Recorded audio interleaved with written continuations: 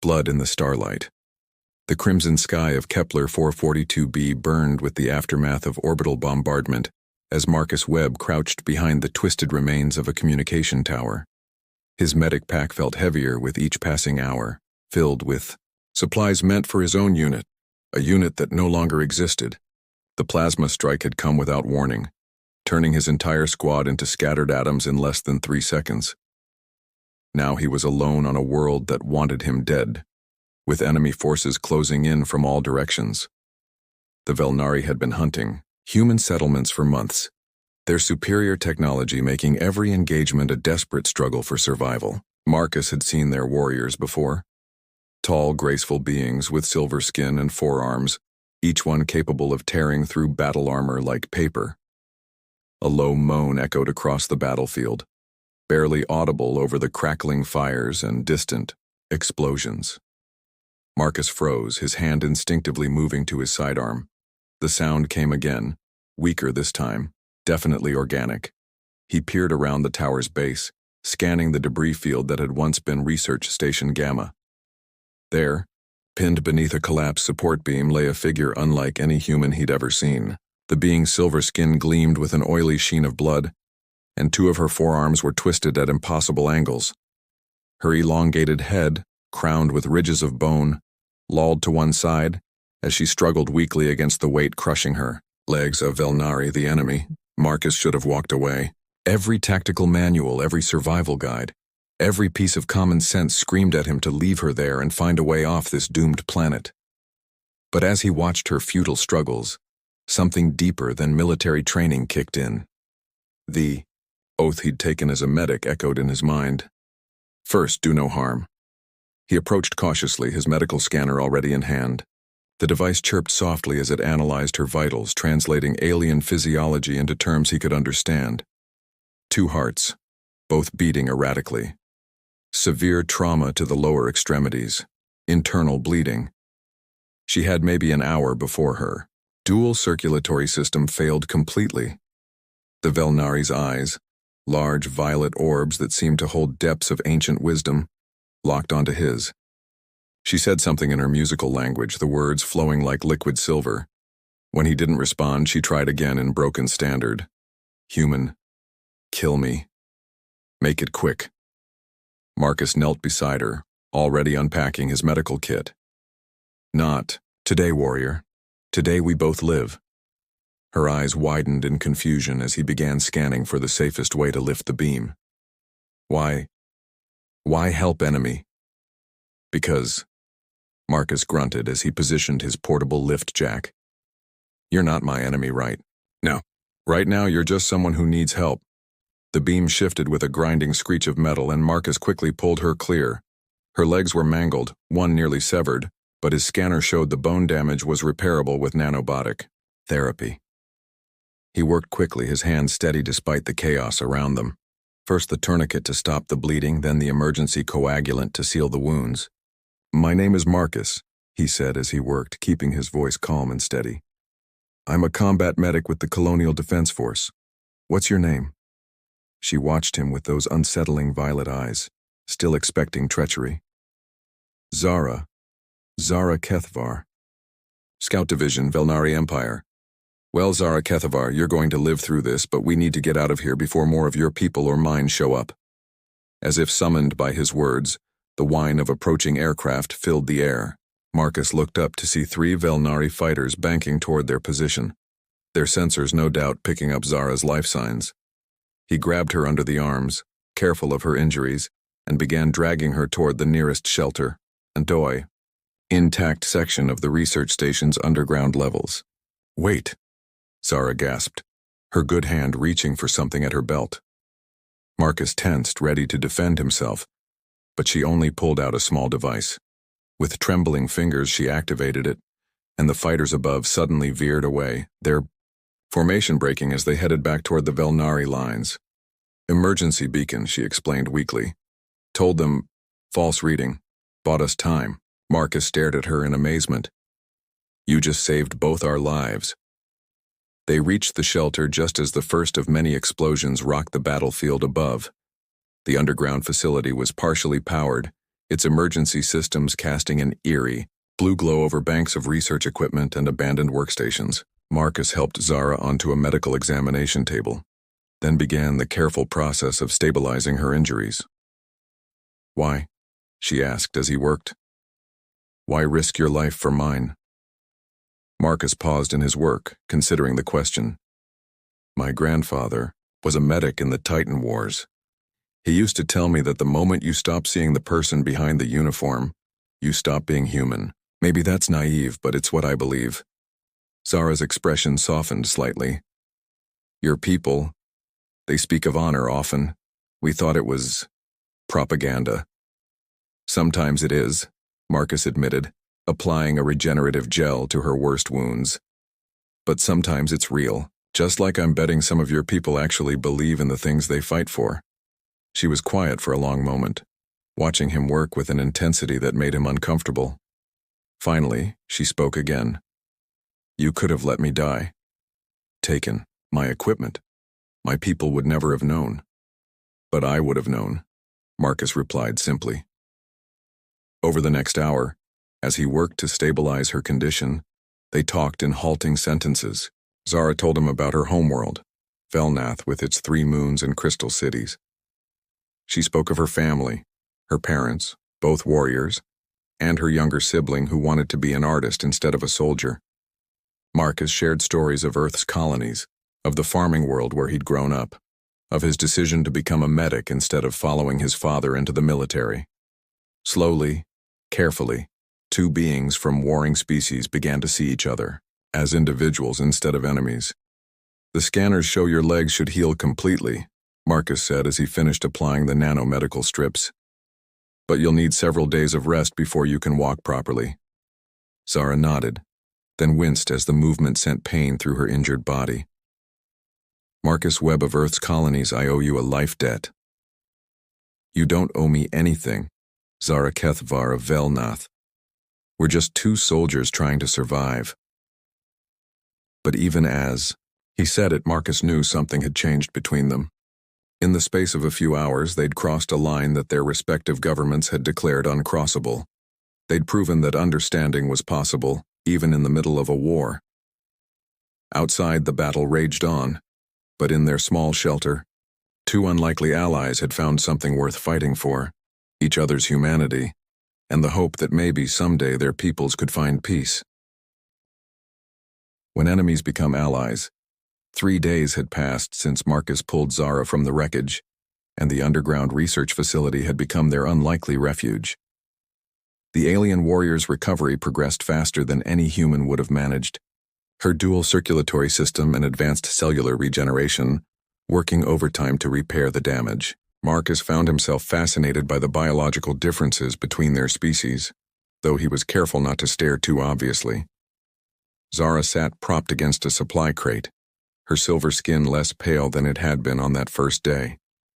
Her legs, while still wrapped in medical nanobandages, showed remarkable improvement. She was teaching Marcus basic phrases in Velnari, her musical voice filling the sterile air of their shelter. "Kethvar Nala Thrim," she said slowly, gesturing to herself. "I am honored to meet you," Marcus repeated, his pronunciation clumsy but earnest. Zara's 4 eyes crinkled with what he'd learned was the Velnari equivalent of a smile. "Better. Your accent is terrible, but the meaning reaches the heart." "Thanks for the confidence boost," Marcus chuckled, then grew more serious. "Zara, I need to ask you something. When your people find us, and they will find us eventually, what happens to me?" The silence stretched between them like a canyon. Zara's expression grew distant, her gaze fixed on the flickering emergency lights above. "By our law, you should be executed as an enemy combatant, but—" She paused, choosing her words carefully. "You have shown honor. You saved a life when you could have taken one. There are protocols for such acts, though they are rarely used." "Rarely? Used because humans rarely save Velnari lives? Rarely used because most beings do not possess such strength of character," she corrected gently. "What you did goes against every survival instinct. It speaks to something deeper in your species. Marcus leaned back against his own makeshift seat, a overturned research terminal. My people aren't all saints, Zara. We've done terrible things in this war. Things I'm not proud of. As have mine, she admitted. War corrupts the spirit, turns honorable beings into shadows of themselves. But it does not have to define us. Their conversation was interrupted by a distant rumbling that made the floor vibrate beneath them. Marcus was on his feet instantly, medical scanner in hand, checking for structural damage to their shelter. The rumbling grew louder, more rhythmic, the unmistakable sound of heavy machinery approaching. Excavation equipment, Marcus said grimly. Someone's digging us out. Zara struggled to her feet, still unsteady but determined. She activated a small device on her wrist, its screen displaying symbols Marcus couldn't read. Velnari search pattern. They've been looking for me. How long do we have? Perhaps an hour before they breach our level. She looked at him with those violet eyes, and Marcus saw something he hadn't expected. Fear. Not for herself, but for him. Marcus, when they arrive, you must let me speak first. Say nothing unless I give you permission. Your life depends on following my lead exactly. What are you planning? Before she could answer, another sound echoed through the facility. Human voices, distant but clearly speaking standard. Marcus's heart leaped with hope and terror in equal measure. His own people were coming too. Both sides are here, he whispered. This is going to get complicated fast. Zara nodded grimly. We must reach the main laboratory. There is something there that could change everything. Despite her injuries, she moved with surprising speed through the facility's corridors. Marcus followed, his medical pack bouncing against his back. They reached the main lab, just as the sounds of excavation grew deafening above them. The laboratory was a treasure trove of xenobiological research, banks of computers displaying comparative studies between human and Velnari physiology. But what caught Zara's attention was a particular workstation in the center of the room. Dr. Harrison's research, she breathed, activating the terminal with practiced ease. He was studying our species before the war began. Look at this, Marcus. The screen filled with genetic analysis charts, brain scans, and behavioral studies. What Marcus saw there made his breath catch in his throat. The data showed remarkable similarities between human and Velnari neural patterns, emotional responses, and even genetic markers for empathy and cooperation. We're not so different, he whispered. No, Zara agreed. Dr. Harrison believed our species were meant to be allies, not enemies. He was trying to prove that the war was based on misunderstanding and fear, not fundamental incompatibility. The excavation sounds suddenly stopped. In the silence that followed, Marcus could hear voices, both human and Velnari, getting closer to their position. Zara, he said urgently, whatever happens next, I want you to know that these past few days have been the most hopeful I've felt since this war started. You've shown me that peace is possible. She turned to face him fully, her forearms moving, in a complex gesture he'd learned meant deep respect among her people. Marcus Webb, you have honored me with your trust and your healing touch. If we survive this, I swear to you that I will spend my life working to end this conflict between our peoples. The sound of approaching footsteps echoed from two different directions. Marcus and Zara positioned themselves back to back in the center of the laboratory, the research data still glowing on the screens around them. The first to enter were three Velnari warriors in full combat armor, their weapons raised but not quite aimed. Behind them came a figure Marcus recognized from intelligence briefings, High Commander Vexital, one of the most respected military leaders in the Velnari Empire. From the opposite entrance, a squad of human soldiers burst in, led by Captain Torres from the Colonial Defense Force. Marcus had served under Torres before and knew him to be a fair but hard man. For a moment, the two groups faced each other across the laboratory, weapons half raised, tension crackling in the air like electricity. Marcus felt Zara tense behind him, ready to fight despite her injuries. Stand down, Zara called out in both languages. I invoke the right of honor, Det. High Commander Vextal's weapon lowered slightly. Scout Kethvar, you live. We feared the worst when your beacon went silent. I live because of this human, Zara replied firmly. Marcus Webb of the Colonial Defense Force saved my life and tended my wounds when he could have left me to die. By the ancient laws, he is under my protection. Captain Torres stepped forward, his own weapon still trained on the Velnari group. Medic Webb, are you under duress? Have they coerced you in any way? No, sir, Marcus replied clearly. Zara Kethavar is telling the truth. I treated her injuries and she's protected me in return. Sir, there's something here you both need to see. Over the next hour, with weapons gradually lowered but never quite set aside, Marcus and Zara presented Dr. Harrison's research to both groups. They showed the genetic similarities, the neurological parallels, the evidence that both species shared the same capacity for cooperation, creativity, and compassion. High Commander Vextal studied the data with the intensity of a scholar, his 4 eyes moving rapidly across the displays. This research, it explains much. The dreams some of our people have reported, of peaceful contact with humans, the reluctance of some units to engage in total warfare. Captain Torres nodded slowly. I've seen it too. Soldiers on both sides showing mercy when they could have shown none. Maybe we've been fighting the wrong war. Or maybe, Zara said softly, we've been fighting each other instead of fighting for something better. As the two groups prepared to leave the facility, Marcus found himself walking beside Zara toward the excavated entrance. Above them, the alien sky was beginning to clear, showing patches of blue between the smoke clouds.